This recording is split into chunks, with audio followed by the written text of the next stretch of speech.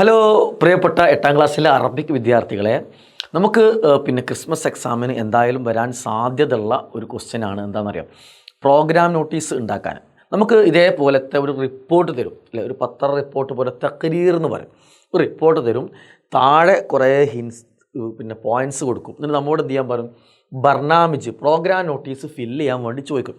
പല കുട്ടികളും പറയും, സാർ ഞങ്ങൾക്ക് ഇതിൻ്റെ മീനിങ് ഒന്നും അറിയില്ല, അപ്പോൾ ഞങ്ങൾ എങ്ങനെ ഇത് ഫില്ല് ചെയ്യുക, ഇതാണെങ്കിലും 4 മാർക്കിനൊക്കെയാണ് ചോദിക്കുക. ഓക്കെ, അപ്പോൾ നമുക്ക് എങ്ങനെ വളരെ എളുപ്പത്തിൽ ഇതിൻ്റെ ആൻസർ കണ്ടെത്താമെന്നുള്ളതാണ്. അപ്പോൾ നിങ്ങൾ ശ്രദ്ധിക്കേണ്ടത്, പറ്റുന്നവർ കാണാതെ പഠിക്കുക, അല്ലാത്തൊരു മനസ്സിലാക്കി വെക്കുക. ഇവിടെ കൊടുത്തതിൻ്റെ മീനിങ് ആണ് നമ്മൾ ആകെ മനസ്സിലാക്കേണ്ടത്. ഇത് പ്രധാനപ്പെട്ട 5 പോയിൻ്റാണുള്ളത്. ഓക്കെ, ഒന്ന് ദുആ നമ്മളെ പോയിന്റിൽ പോടില്ല കേട്ടോ. ദുആ എന്താണെന്ന് നിങ്ങൾക്ക് അറിയാലോ അല്ലേ, ദുആ പ്രാർത്ഥന എന്നുള്ളത് നിങ്ങൾക്കറിയാം. ഓക്കെ, അപ്പോൾ ഒന്ന് ദുആ ആണ്, പ്രാർത്ഥനയാണ് അല്ലേ.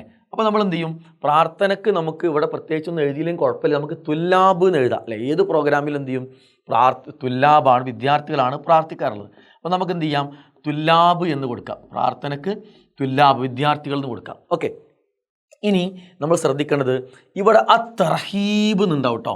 തർഹീബ് എന്നുണ്ടാവും. തർഹീബ് എന്ന അർത്ഥം എന്താണ്, വെൽക്കം സ്പീച്ച്, സ്വാഗതനാണ്. ഓക്കെ, അപ്പോൾ ഈ തർഹീബ് എന്നുള്ളതിൻ്റെ നേരെ ഈ പ്രോഗ്രാമിൽ സ്വാഗതം പറഞ്ഞ, വെൽക്കം സ്പീച്ച് പറഞ്ഞ ആൾ ആരാണെന്നാണ് എഴുതേണ്ടത്. അപ്പോൾ നിങ്ങൾ തർഹീബ് എന്നുള്ള വാക്ക് നോട്ട് ചെയ്യുക. നിങ്ങൾ അത് പറ്റുന്നവർ കാണാതെ പഠിക്കണം, അല്ലാത്തൊരു മനസ്സിൽ നോട്ട് ചെയ്യണം. തർഹീബ് എന്ന് പറഞ്ഞാൽ സ്വാഗതം, വെൽക്കം സ്പീച്ച്. അതിനെ നിങ്ങൾ നോട്ട് ചെയ്യേണ്ട മറ്റൊരു വാക്കാണെന്നറിയും, റഹബ എന്നുള്ള വാക്ക്. എന്താണ് റഹബ എന്നുള്ള വാക്ക് നോട്ട് ചെയ്യണം. കാരണം എന്താ പറയുക, ഈ പാരഗ്രാഫ് നിങ്ങൾ 2 തവണയെങ്കിലും നന്നായി ശ്രദ്ധിച്ച് വായിക്കണം. അറബി അറിയണവരും അറിയാത്തവരും വായിച്ചോളൂ. അപ്പോൾ നിങ്ങൾ ഇങ്ങനെ പോകുമ്പോൾ എന്തുണ്ടാവും, ഇതിൻ്റെ ഏറ്റവും അവസാന ഭാഗത്ത് നിന്നുണ്ടാവും ഒന്നെങ്കിൽ തർഹീബ് എന്നോ അതല്ലെങ്കിൽ റഹബ എന്നോ, ഇതിൽ രണ്ടാലൊന്ന് ഏതെങ്കിലും അവസാന സെൻറ്റൻസിൽ ഉണ്ടാവും. ആ സെൻറ്റൻസിൽ അതിനോട് ചേർന്ന് ആരെ പേരാണോ പറയണത് അയാളെ പേരാണ് ഇതിൻ്റെ നേരെ എഴുതുക. കാരണം അയാളായിരിക്കും ഈ പ്രോഗ്രാമിൽ വെൽക്കം സ്പീച്ച് പറഞ്ഞ്.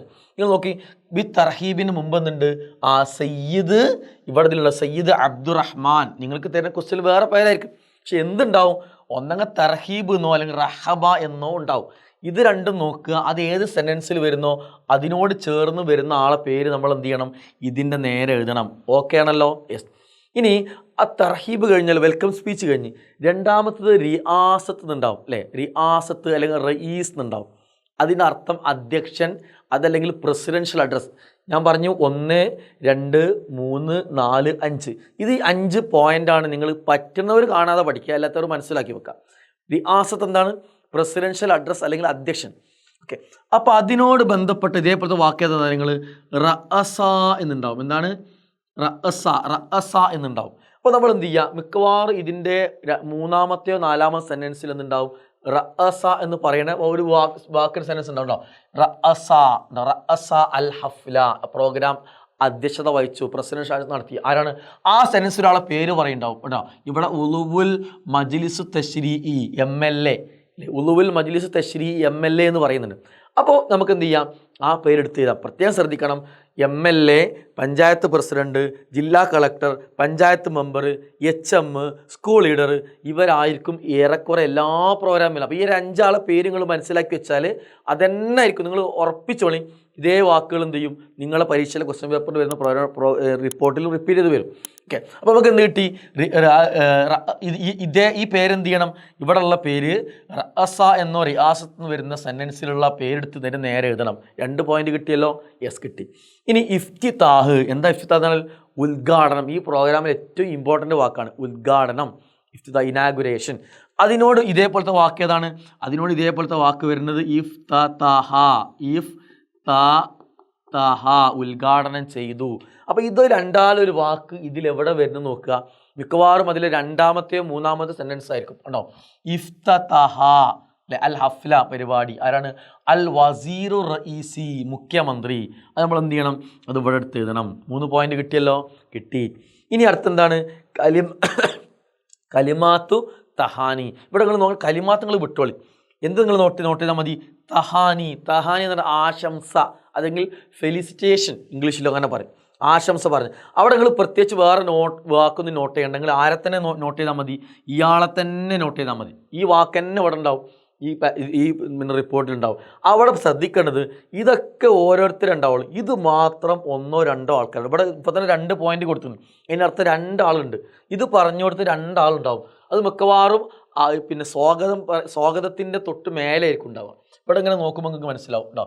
ഇവിടെ തഹാനി. അപ്പോൾ ഈ സെൻറ്റൻസിലാണ് ആരുള്ളത്? ആശംസ പറഞ്ഞ ആളുള്ളത്. അവിടെ നോക്കുക. ഒന്നാരാണ്? റയീസു മജ്ലിസുൽ, നോട്ട് ചെയ്യണേ, റയീസു മജ്ലിസുൽ കറവി. മജ്ലിസുൽ കറവി എന്ന് പറഞ്ഞ പഞ്ചായത്താണ്. റയീസ് എന്ന് പറഞ്ഞ പ്രസിഡന്റ്. ഈ വാക്ക് ഉറപ്പിച്ചോളി. നിങ്ങൾ പിന്നെ എന്താ പറയുക, ഇതിൽ വരാൻ സാധ്യതയുള്ള MLA, panchayat president, school leader, HM ഒക്കെ നമുക്ക് എന്തായാലും സ്ഥിരം വരുന്ന വാക്കാണ് കേട്ടോ. അപ്പോൾ മജ്ലിസുൽ കറവി പഞ്ചായത്ത് പ്രസിഡന്റാണ്. ഒരാശംസ പറഞ്ഞാൽ ഒരാളെ കിട്ടി. അപ്പോൾ ആരാണ് രണ്ടാമത്തെ?